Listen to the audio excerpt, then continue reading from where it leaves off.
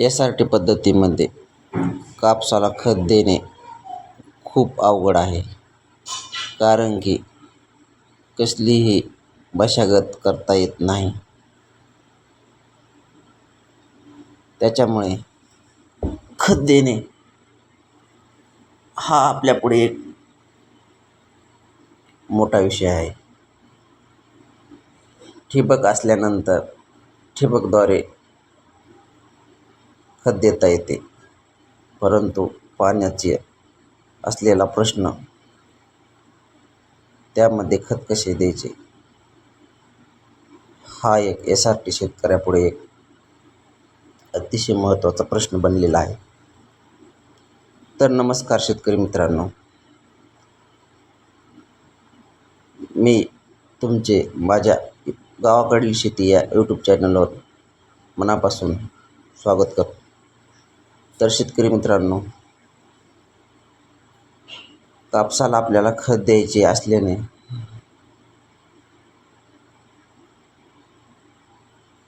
SRT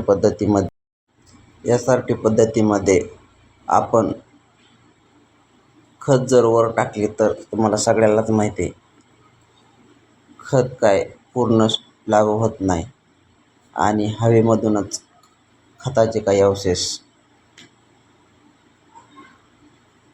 वातावरणात मिसळून जातात. त्यामुळे आपल्याला जे खत टाकायचे ते जमिनी आड करण्यासाठी आपण एक सायकल कुळप यंत्रे घरी तयार केले होते.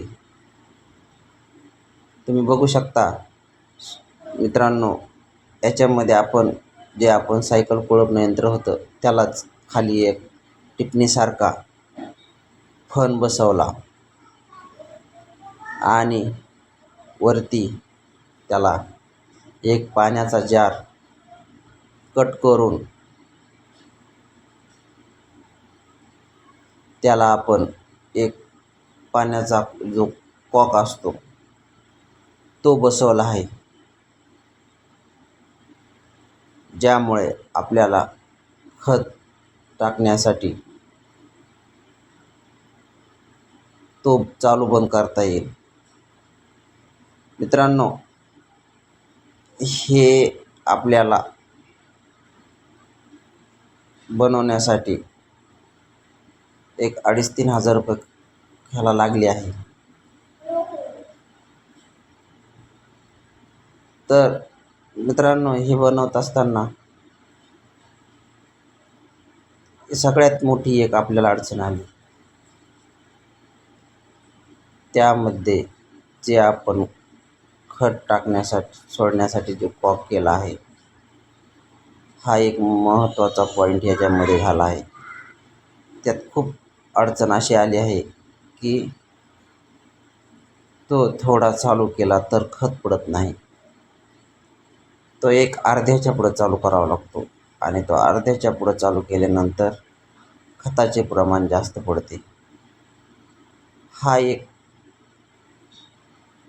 प्रॉब्लेम याच्यामध्ये आहे. बाकी ह्याच्यामध्ये दुसरी काही अडचण नाही, कारण की